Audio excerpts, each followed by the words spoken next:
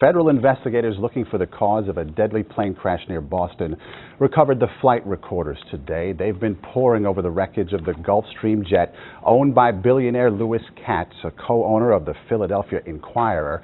He and 6 others were killed Saturday night when the plane crashed and exploded on takeoff.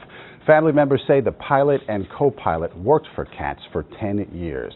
The Obama administration took aim today at coal-fired power plants with a sweeping plan to cut carbon emissions by 26% by the year 2020 and 30% by 2030.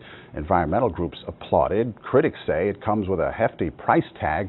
Reid looks at both sides. More than 500 coal-fired power plants in the U.S. produce about 40% of the nation's electricity, but those plants are also the nation's largest emitters of greenhouse gases that are believed to be a major contributor to climate change. Gina McCarthy heads the Environmental Protection Agency. If we do nothing in our grandkids' lifetimes, temperatures could rise 10 degrees and seas could rise by 4 feet. Mike Duncan heads the American Coalition for Clean Coal Electricity, which represents the coal industry. The majority of states, we believe, would see a double-digit increase in electricity prices. A double-digit increase? And which states would get hit the hardest? In what part of the country? Well, the states that rely the most on coal.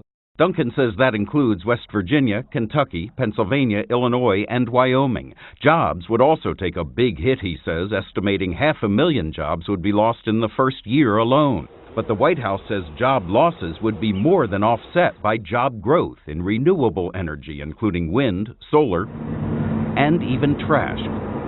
Paul Gilman is with Covanta Energy. You've heard of reduce, reuse, recycle. Well, then you want to recover energy as well, and that's what we do at this plant.